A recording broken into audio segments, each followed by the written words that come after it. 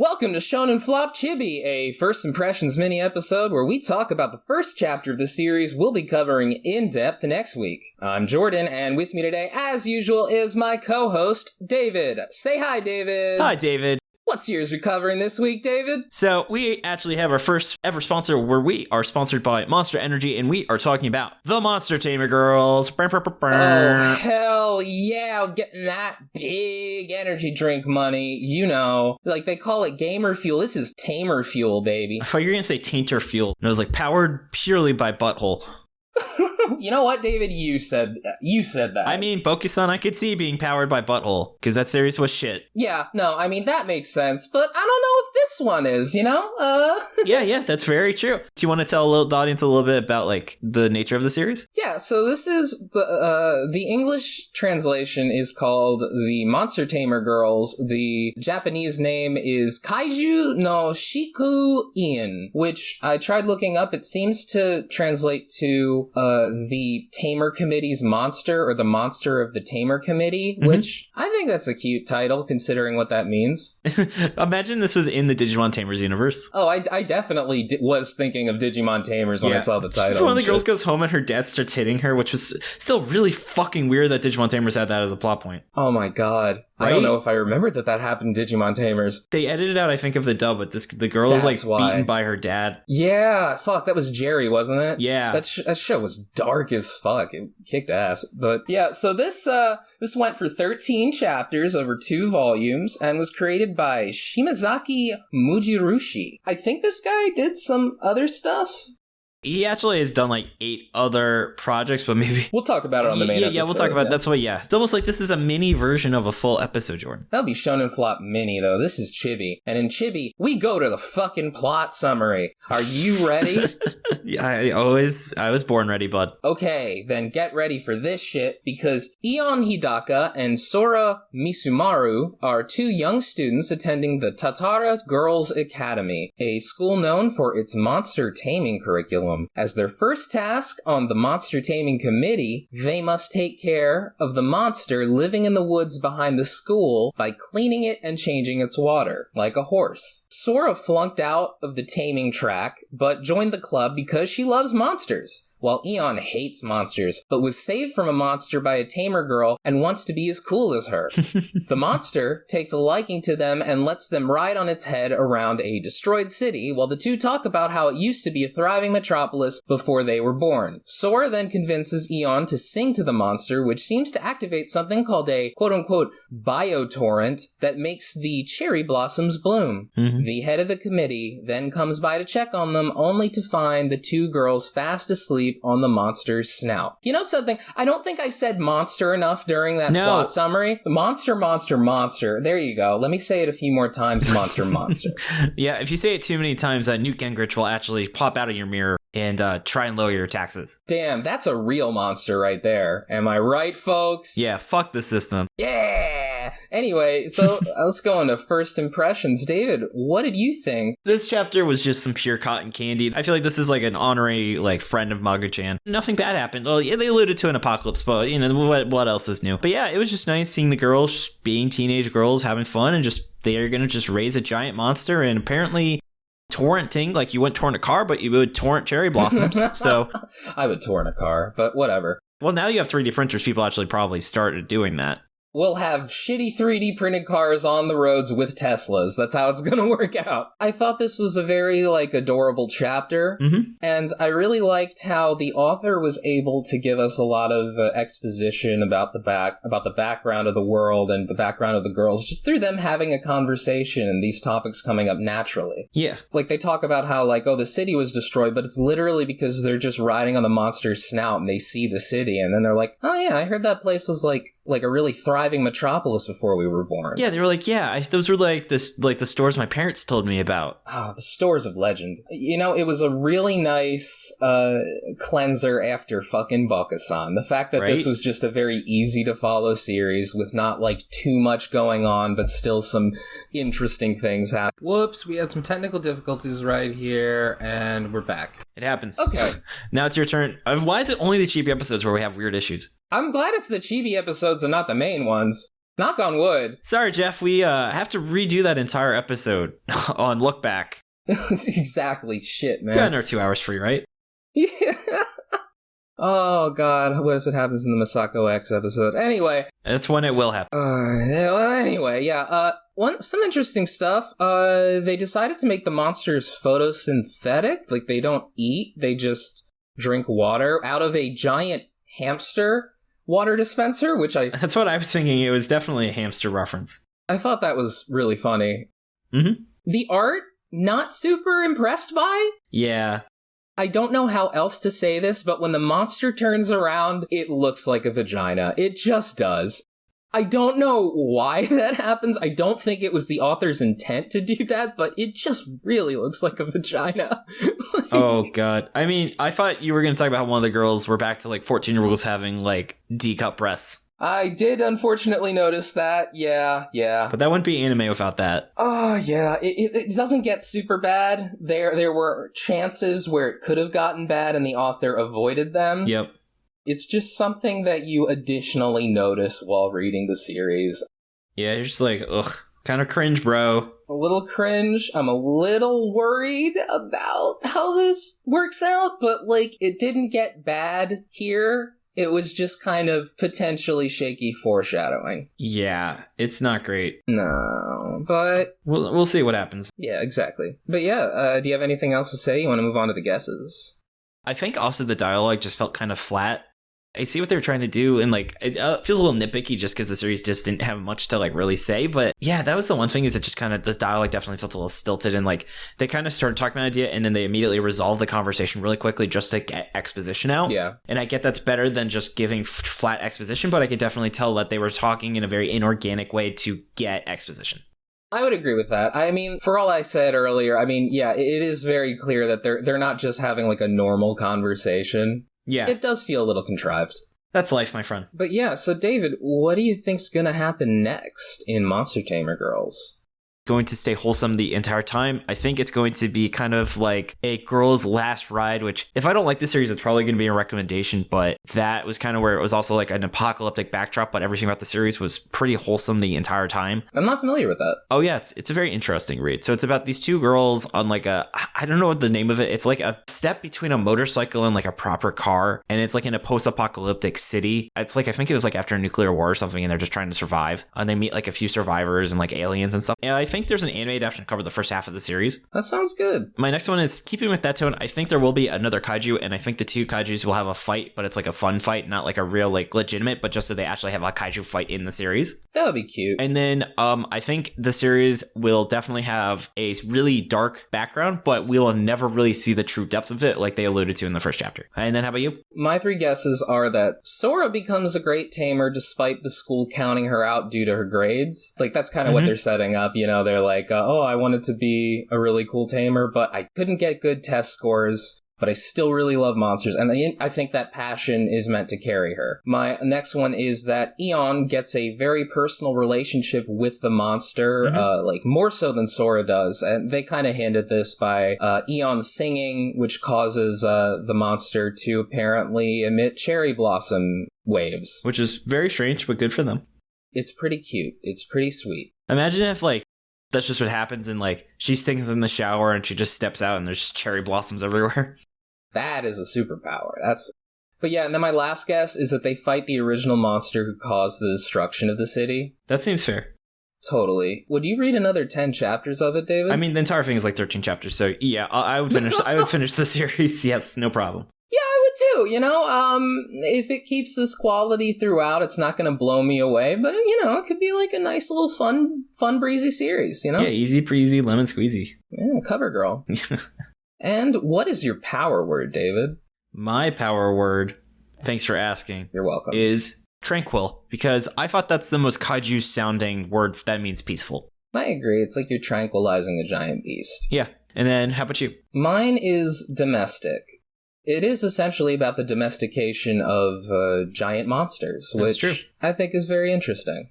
That's pretty fair. And then you ready to do some Q&As? I'm down. Down like a clown, Charlie Brown. You want me to start off with a question? Sure, if you'd like. Yeah. So, Trafalgar Wolfwood asks a very difficult question of us, which is, what is our favorite part of Chainsaw Man? Oh my goodness. Oh. What do you think, Jordan? God damn, this is really tough. When we made the Patreon, you knew we'd get some hard questions from our patrons.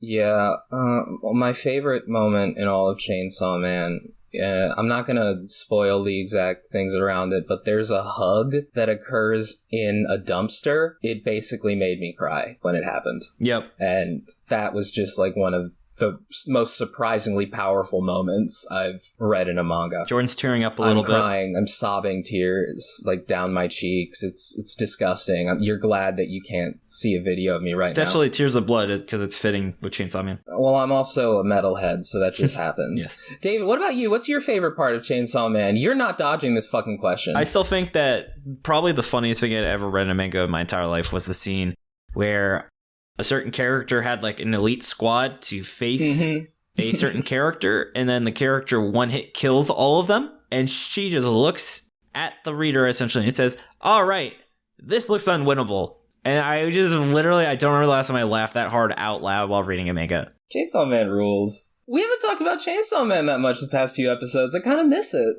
And yes, if people are wondering, yes, we'll do like a patron special on the first anime episode. Yes, duh, of course. I need to message Dylan and be like, can we get exclusive rights to be on the Anime Out of Context Chainsaw Man anime episode? We need to be, yes.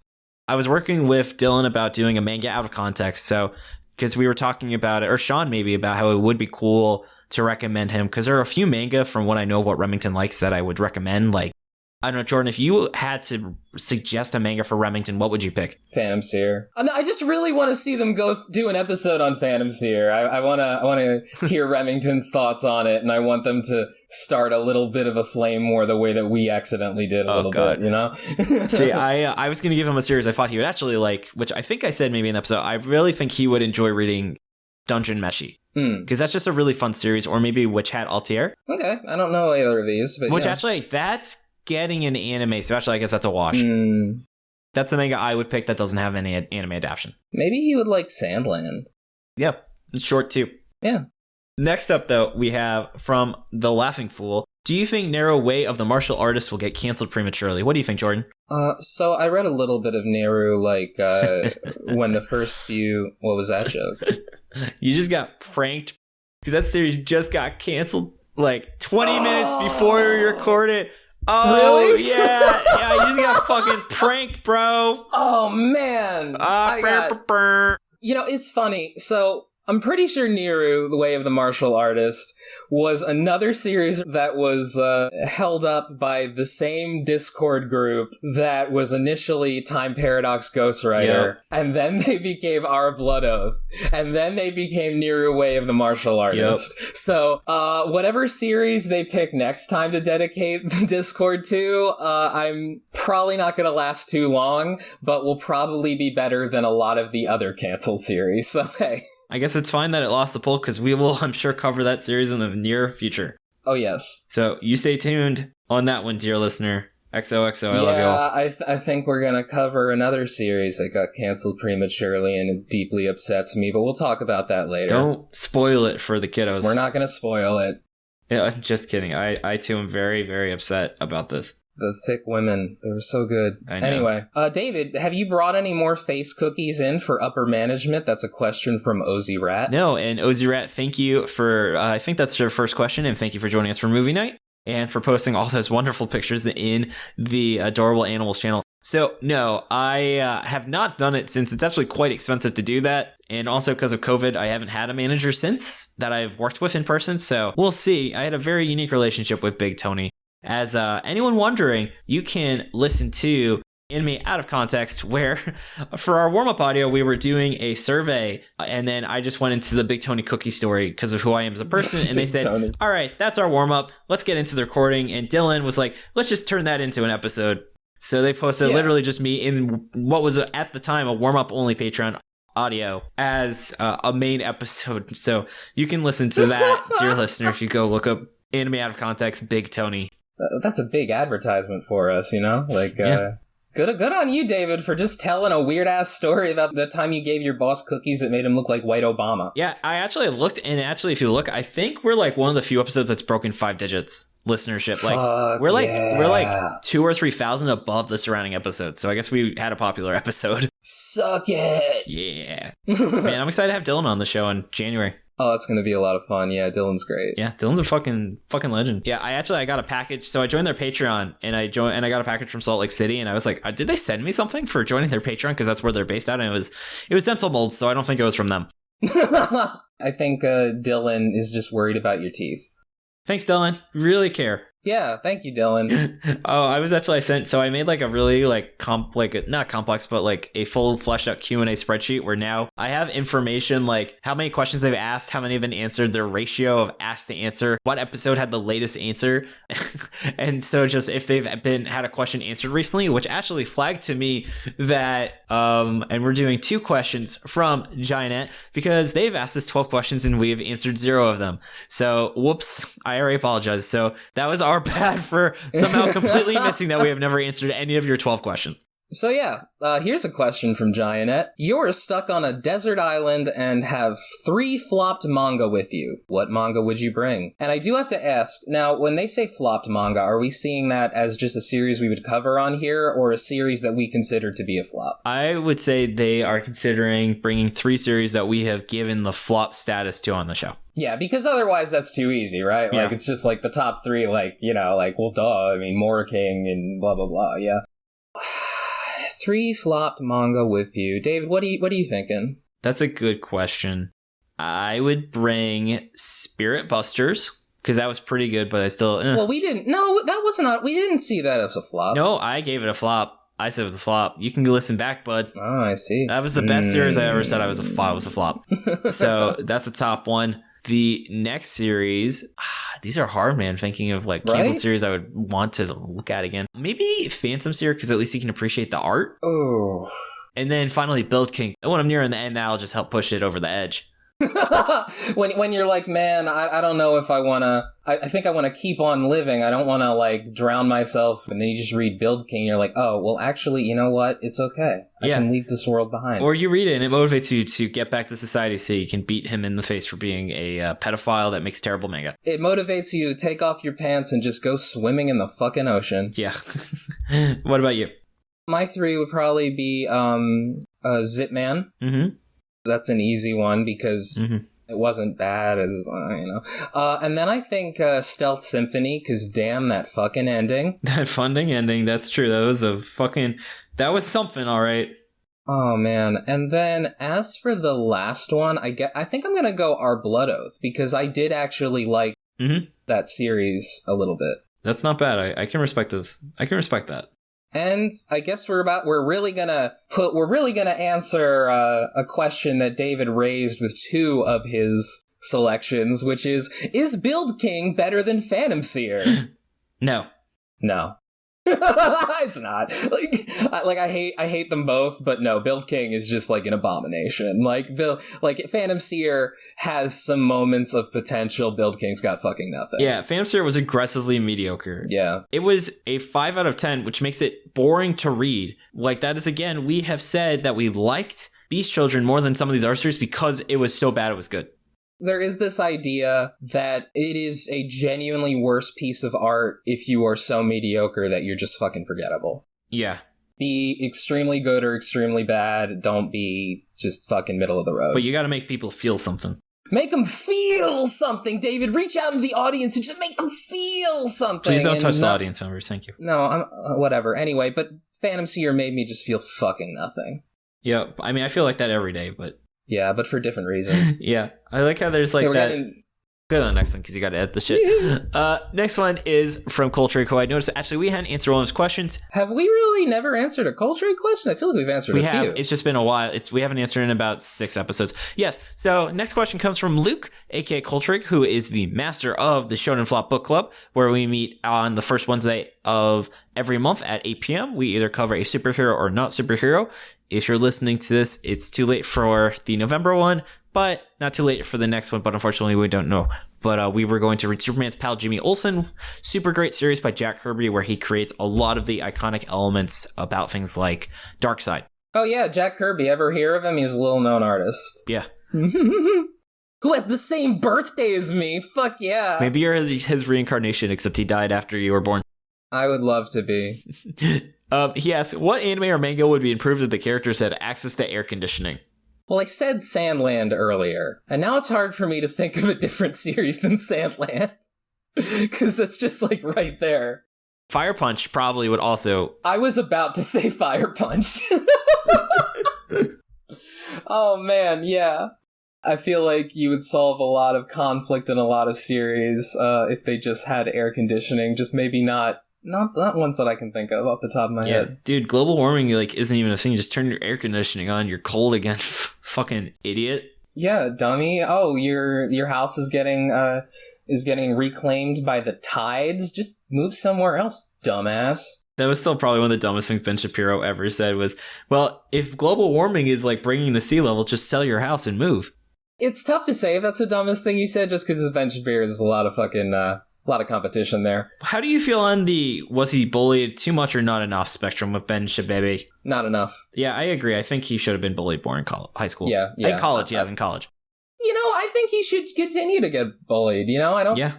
If you see Ben Shapiro, and you should bully him a little. I like how someone made a fake tweet where it's like, haha, you guys all joke that the kids aren't even mine. I'll have you know I've had them all tested, so I know they're all my children. Anyway, yeah, let's get into the fucking shout-outs, baby. Jordan, thank you so much for editing this chibi episode. I also want David, you are welcome. I also want to give thanks to Tucker for assistance with pronunciation, translation, and other miscellaneous research. Be sure to join the Shonen Flop Discord, where we come hang out with us, talk about anime, games, or whatever else is on your mind. We have a book club and do regular movie nights. We just saw Tucker and Dale vs. Evil, which ton of fun, had like 10 people. Next month, we're going to be doing City Hunter. And then for December, I was thinking Dread 3D, which very good Christmas movie. You can find a link to that in the show notes. And if you've been enjoying the podcast and want to help us keep going, consider subscribing to our Patreon. We have a ton of awesome perks ranging from exclusive mini episodes, deleted scenes, and you can even help us pick what series we're going to cover next. We're going to be recording a really awesome special on why you should check out the series Dan to Dan in November, and then we'll see what we do in December. But we definitely got some fun ideas. You can find that at patreon.com/shonenflop. I also want to give a shout out to some of our terrific patrons. First of all, Pterodactyl Ghost for being a chainsaw man. David, you want to say that again? I think you called him Pterodactyl Ghost. Pterodactyl? Yeah. All right, I want to give a shout out to Pterodactyl Ghost for being a chainsaw man level patron. Gabe, Mark, Marty, and T. Wolfwood for being king of the forest. I noticed you said pterodactyl last week, and then you said pterodactyl today when we recorded earlier. And then I was like, I just really changed it to mess with you. I'm glad to hear that. I appreciate that. And by the way, David, thank you so much for everything that you do on this show. I fucking do everything for this show. It's true, yeah. I respect you, King. Thank you. And then, though, if you're not ready for a regular commitment, consider buying some merch. We have a ton of awesome designs, including the much-requested Gomez Moon shirt and the Mashal Punching Harry Potter shirt, along with cover art for all of our other episodes that we've put up lately. And no worries, though, if you can't help the show out financially, if you could like, rate, review, or share our show, it really helps us build our audience. Even telling one friend to check us out means a ton to us. You can find us on Twitter at ShonenFlopcast and our website, ShonenFlop.com. We're also on Spotify, iTunes, YouTube, or wherever else you get your podcasts. And with that, David! Wait, I also want to say I am aware of that podcast that stole our ad copy, and we will be coming for you. Yeah, I might even be coming for you on the episode in which you obviously steal our ad copy. I will say podcast whose name I'm not going to say because I'm not going to give you the publicity. Not the smartest idea to steal our ad copy on the episode Jordan was on. Yeah, I mean, it's almost like you expected me to notice or some shit. The horrible way of hiding it. So sorry, Jordan, as you were saying. David, say it! Keep on flopping, floppers. Cool, bye! Bye.